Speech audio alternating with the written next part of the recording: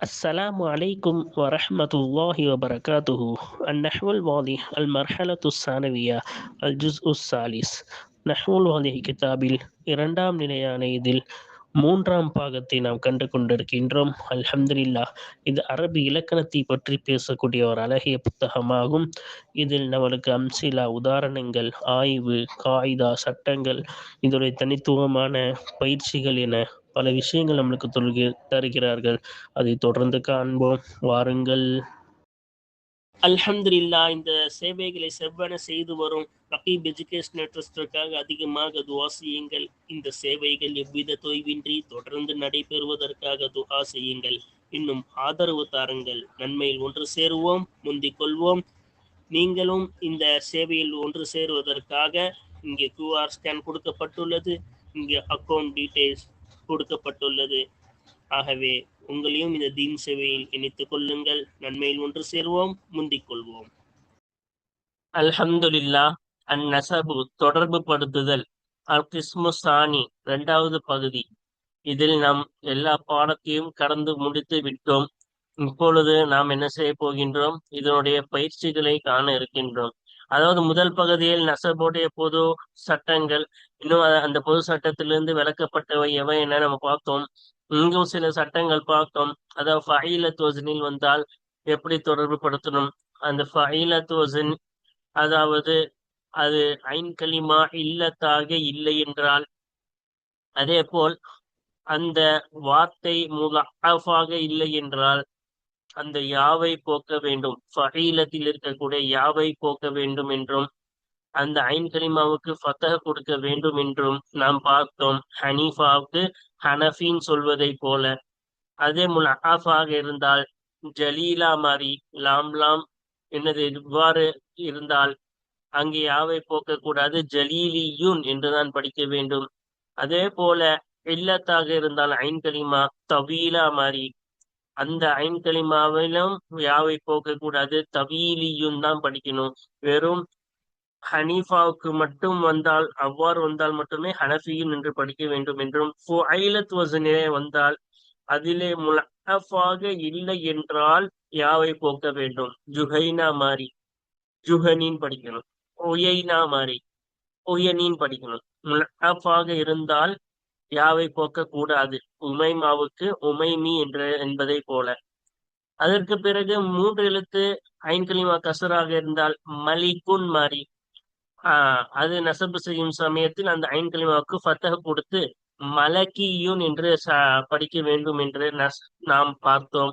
அதற்கு பிறகு 3 எழுத்து இருந்து அது லாம் கலிமா போக்கப்பட்டிருந்தால் எதுன் மாதிரி யாதால் 2 எழுத்து தான் இருக்கு. அப்ப லாம் கலிமா போக்கப்பட்டிருந்தால் இதுல 2 ரஹ்வீன்கள்ல 2 பகுதி 2 பிரிவா இருக்காங்க.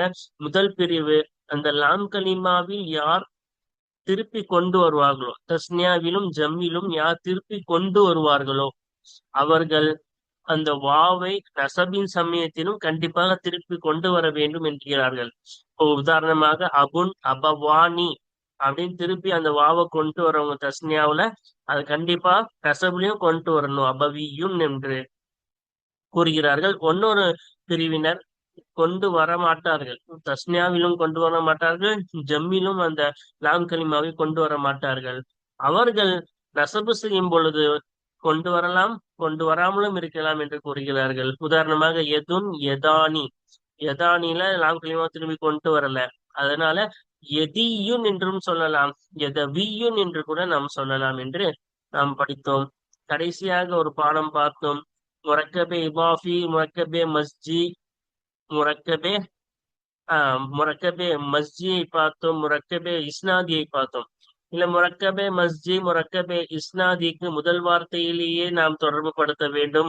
முரக்கபே இவாஃபியாக இருந்தால் குழப்பத்தை பயந்தால் 2வது வார்த்தையும், குழப்பத்தை பயப்படவில்லை என்றால் முதல் வார்த்தையிலும் நசபு செய்ய வேண்டும் என்றும், அதே போல தஸ்னியா ஜம் இவ்வாறெல்லாம் இருந்தால் தஸ்னியா ஜம்முடன் நாம் சேர்க்க கூடாது, அந்த தஸ்னியா ஜம்மின் முஃப்ரதின் பக்கம்தான் நாம் சேர்க்க வேண்டும் என்று பார்த்தோம்.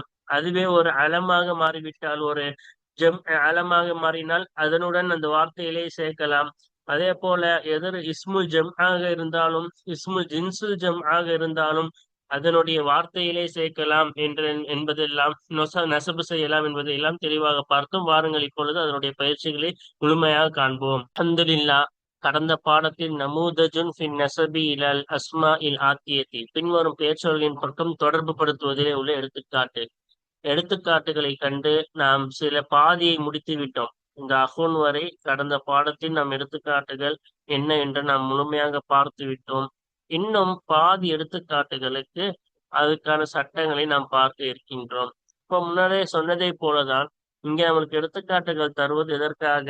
அந்த பாடத்தில் நமக்கு சில உதாரணங்கள் தந்தார்கள். அதையும் தாண்டி இந்த எடுத்துக்காட்டுகள் பார்க்கும் பொழுதுதான் அந்த பாடத்தில் எப்படியெல்லாம் வரும் என்பதை, இந்த பாடத்தை சார்ந்த சில சந்தேகங்கள் இதிலே தீரும். இது மட்டுமல்ல, நாம் படிக்கக்கூடிய எல்லா பயிற்சிகளுக்கும் எல்லா பாடத்திற்கும் அந்த நம்ம படித்ததை அமல் செய்து பார்க்க வேண்டும். அப்பொழுதுதான் வேறு வார்த்தைகளில் வேறு கித்தாப்களில் படிக்கும் பொழுது இந்த நசபை சார்ந்த வார்த்தைகள் வரும்போது அங்கே இந்த சட்டம் படி வந்துள்ளதா என்று நாம் ஆய்வு செய்ய வேண்டும். அப்படி ஆய்வு செய்யும் பொழுதுதான் இந்த பாடம் நம்மளுக்கு நன்கு மனதில் பதியும். சரியா? அப்ப பாதி அஹூன் வரைக்கும் நாம பார்த்தோம். இப்பொழுது மீதமுள்ள சிலதை மட்டும் பார்த்து விடுவோம். அப்ப பாருங்க, ராமல்லாஹ். அப்ப ராமல்லாஹு என்பது ஒரு ஊர் ஆகும். எங்க இருக்க ஊரு? பாலஸ்தீனத்தில் இருக்கக்கூடிய ஒரு ஊர் ஆகும். அர்தஷீர். அர்தஷீர் என்பது அது எங்க இருக்கிறது? பண்டைய பாரசீக அரசர்களில் ஒருவருடைய பெயர். இது ஊரில் பாரசீக அரசர்களில் ஒருவருடைய பெயர் அர்தஷீர் என்பது. அதுக்கப்புறமா அல் மதாயின். இந்த மதாயின் என்பது இஸ்லாத்தின் ஆரம்ப காலத்துல பாரசீக சாம்ராஜ்யம் இருந்துச்சுல, பெர்சியன்ஸ் இங்கிலீஷ்ல. அந்த பெர்சியன்ஸ் இருக்க இஸ்லாம் வந்த பிறகு இஸ்லாத்தின் ஆரம்ப காலத்துல இந்த மதாயின் தான் தலைநகரமா இருந்துச்சு. அந்த பாரசீக சாம்ராஜ்யத்துக்கு இந்த மதாயின் தான் தலைநகரமா இருந்துச்சு.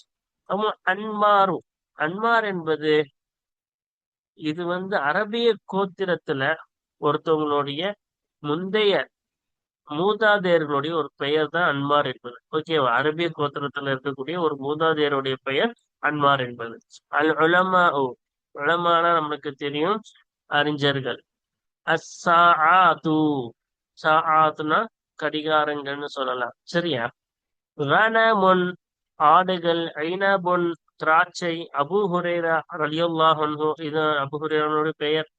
அப்துல் அசீஸ், இதுவும் என்னது? ஒரு நபருடைய பெயர். மதரசத்து திஜாரா என்பது வணிகவியல் பள்ளி. பனி சுவைஃப் என்பது எகிப்தில் உள்ள ஒரு நகரத்தின் பெயர்.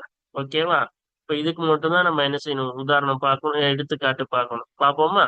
அபூ ஹுரைரத்த ஹுரைரியுன். அப்ப அபூ ஹுரைரா ரலியல்லாஹு அன்ஹு.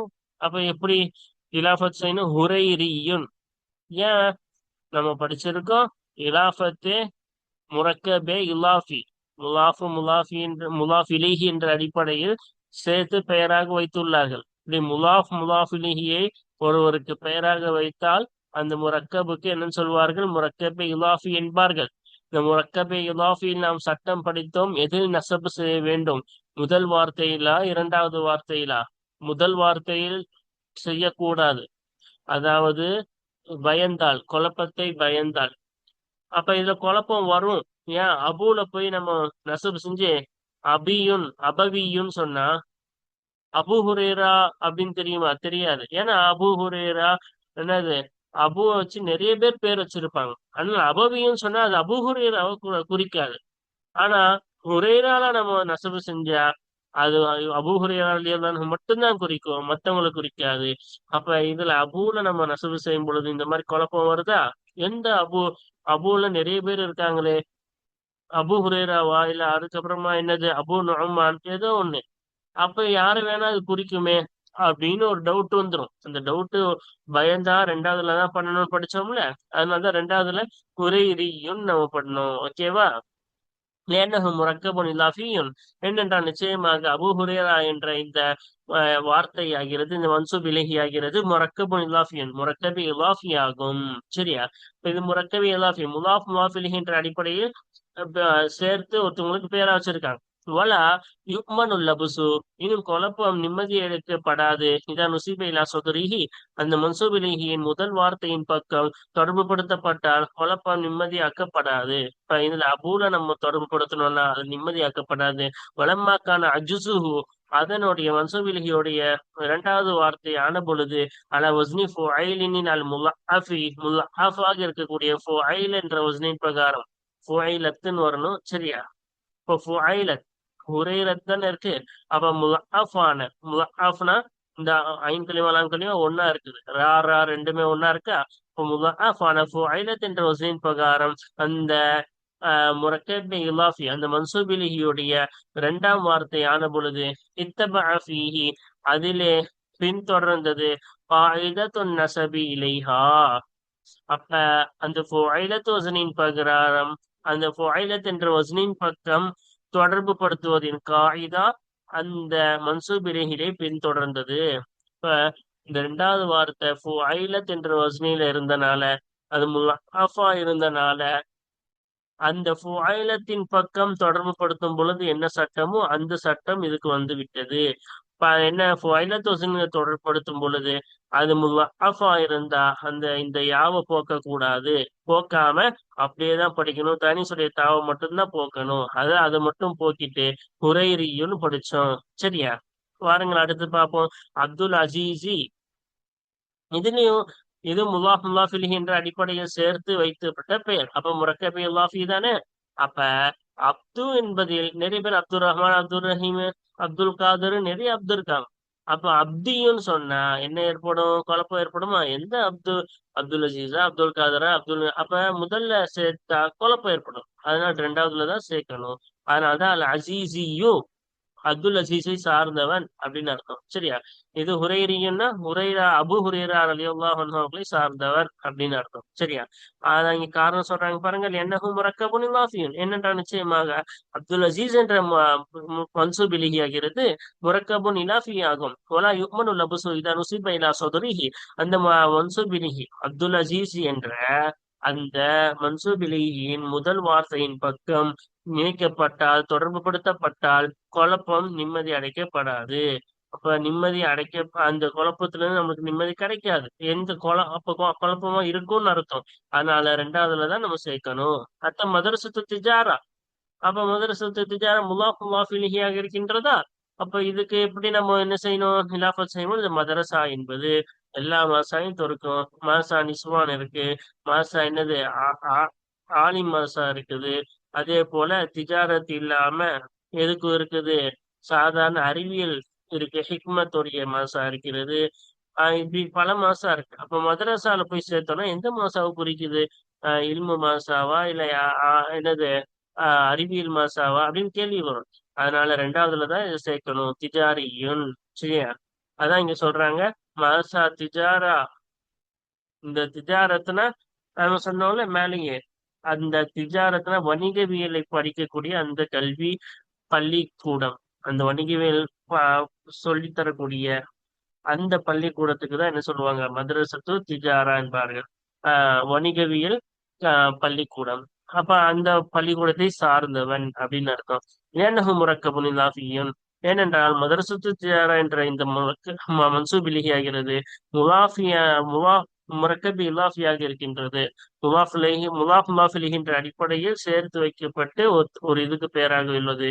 ஒலா யுக்முனல் லபுசு இதா நுசிப இலா சொதரிஹி, அந்த மன்சூபிலிஹின் மதரசத்து திஜாரா என்ற மன்சூபிலிஹின் முதல் வார்த்தையின் பக்கம் தொடர்பு படுத்தப்பட்டால் குழப்பம் நிம்மதி அளிக்கப்படாது. இப்ப அதுல நிம்மதி பெற முடியாது. அதுல இருந்து என்ன செய்யப்படாது? பல தடவை இதா உமினல் லபுசு அப்படின்னு நம்ம பார்த்தோம்ல பாடத்திலேயே. அது அப்ப இங்க அது நிம்மதி அளிக்கப்பட்டால் இங்க நிம்மதி அளிக்கப்படாது. அதனால என்ன செய்ய முடியாது? முதல் இடத்துல சேர்க்க முடியாது. ரெண்டாவதுலதான் சேர்க்க முடியும். ஓகேவா? அதே போல பனு சுவைஃபின். அப்ப இதுல சுவைஃபியுன், இந்த பனு சுவைஃப் கோத்திரத்தை சார்ந்தவன். இப்ப இது பனு நிறைய இருக்கு. நிறைய கோத்திரங்களே பனு வச்சுதான் ஆரம்பிக்கும். பனு இஸ்ராயில் இருக்கு. இப்படி பல பனு இருக்கு. இப்ப பனுவோட சேர்த்தோம்னா என்ன கேள்வி வரும்? எந்த பனுவை குறிக்குது? பனு இஸ்ராயில குறிக்குதா இல்ல வேற எதையாச்சும் குறிக்குதா அப்படின்னு கேள்வி வரும். அப்ப சுவைஃப்ல தான் சேர்த்தாகணும்.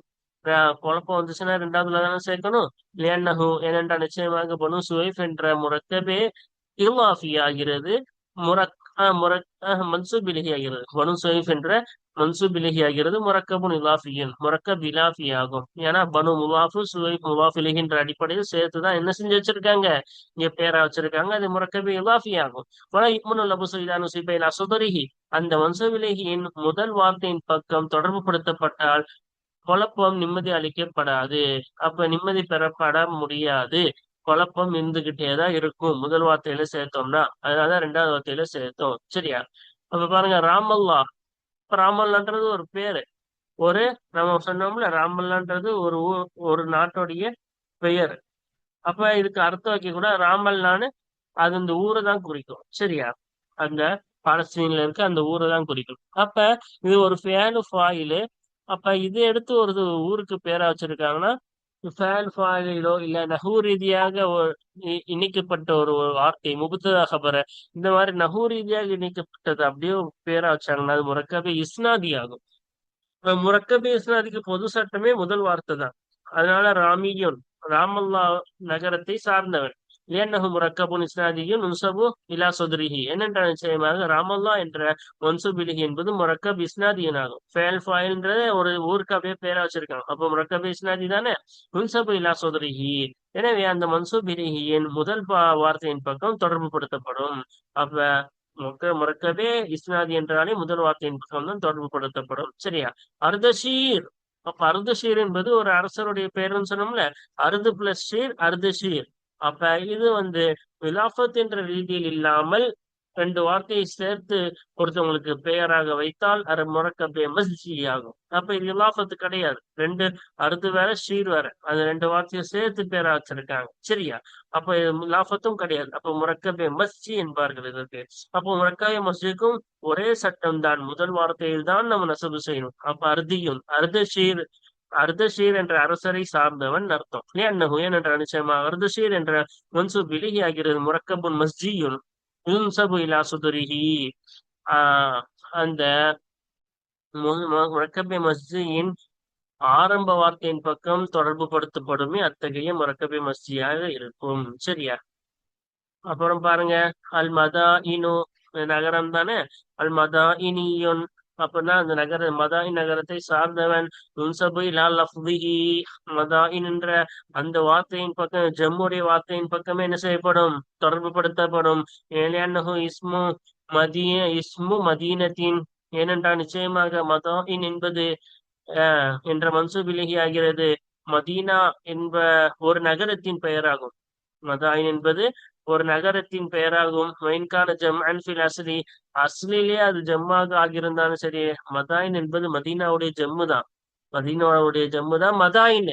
இருந்தாலும் இந்த இடத்துல நகரங்கள்னு அர்த்தம் வைக்கிறோம் இல்ல. மதாயின் என்பது ஒரு ஊருடைய பெயர். அப்ப அதுக்கு அர்த்தமே வைக்க கூடாது. எப்படி ராமல்லாவுக்கு அர்த்தம் வைக்க கூடாது, ஏன்னா அது ஒரு ஒரு நபருடைய அந்த ஊருடைய பெயராக மாறிவிட்டது. அதுக்கு பிறகு அர்த்தம் வைக்க கூடாது. அதே போல மதாயின் என்பது ஒரு ஊருடைய பெயர். இப்ப அது மதாயின் சொன்னாவே அந்த ஊர் தானே ஆகுமே தவிர ஜம்முடைய அர்த்தம் ஞாபகம் வராது. அப்போ மதாயின் என்பது இப்பொழுது என்னவாக ஆகிவிட்டது, ஒரு நகரத்தின் பெயராக மாறிவிட்டது. எனவே அது அசல்ல ஜம்மாக இருந்தாலும் அசல்ல மதீனாவுடைய ஜம்மு மதாயின். அப்ப அது அசல்ல ஜம்மா இருந்தாலும் இப்போதைக்கு அது என்னவாயிருச்சு, ஒரு ஊருடைய பெயரா மாறிடுச்சு. அதனால அந்த ஜம்முடைய வார்த்தையிலே நம்ம என்ன செய்யலாம், தொடர்பு படுத்தலாம். இதுவே ஒரு அலமாக மாறவில்லை என்றால், உதாரணத்துக்கு என்னவாகவில்லை, இது ஒரு அலமாக மாறவில்லை என்றால் எப்படி படிக்கணும், அதோடைய முஃப்ரதின் பக்கம் தான் நம்ம தொடர்பு படுத்தணும்னு படிச்சிருக்கோம். ஞாபகம் இருக்கா? அப்ப அலமாக இல்லாமல் சாதாரணமாக பார்த்தால் மதா இனியுன் அப்படின்னு சொல்ல முடியாது. சரியா? அது ஊருடைய பேரா இருக்கனாலதான் அதுலயே நம்ம தொடர்பு படுத்திருக்கோம். இல்லாட்டி அதோடைய முஃப்ரதுல தான் தொடர்பு படுத்தணும். சரியா? அதுக்கப்புறம் பாருங்க, அன்மார். அன்மாரை நம்ம படிச்சிட்டோம். என்னது, அன்மார் என்பதும் ஒரு ஊருடைய பெயர்னு கீழே பார்த்தோம்ல.